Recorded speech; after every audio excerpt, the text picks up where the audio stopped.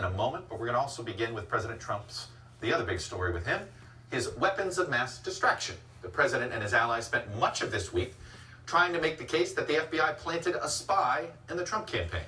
While we learned there was no evidence for this charge, here's what we were not focused on while debating that charge. We weren't focused on this story about another Trump Tower meeting in 2016 between Donald Trump Jr. and an emissary for Saudi Arabia and the United Arab Emirates, who offered to help the Trump campaign. And then there was this story that got overshadowed, that Donald Trump Jr. may have lied to Congress about those new contacts. And there was this story that got overshadowed, that a Russian oligarch with Kremlin ties met with President Trump's lawyer Michael Cohen in Trump Tower 11 days before the presidential inauguration. And then there was this story, that President Trump's ally, Roger Stone, sought dirt on Hillary Clinton from WikiLeaks founder Julian Assange during the campaign. All of these potential bombshell stories could have dominated the week, but they were overshadowed as President Trump showed once again how skilled he is in shaping a false narrative to his advantage. We now call it Spygate.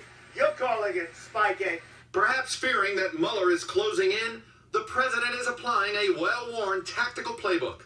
Number one, distract with an invented crisis that attacks the investigators without evidence to plant a seed of doubt.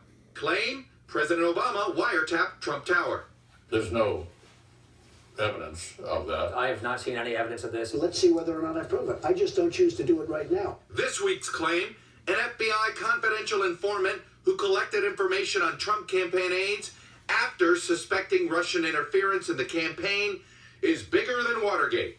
Number two, brand the crisis. According to the Associated Press, Mr. Trump wants to brand the FBI's confidential informant a spy, believing the more nefarious term would resonate more in the media and with the public.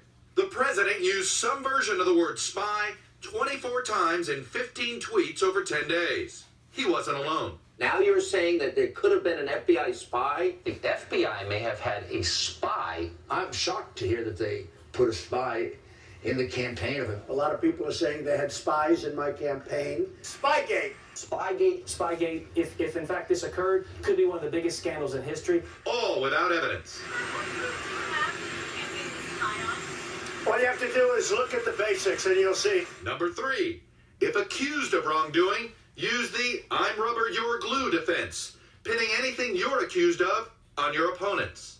The only collusion is the Democrats colluded with the Russians, and the Democrats colluded with lots of other people. Take a look at the intelligence agencies. Whatever the left accuses you of doing, they're doing themselves. Finally, number four, if still caught with irrefutable facts closing in, assert that all facts are relative anyway. The president's lawyer, Rudy Giuliani, told the Washington Post on Wednesday he's concerned that Mr. Trump will perjure himself if he grants an interview to Robert Mueller because, quote, truth is relative.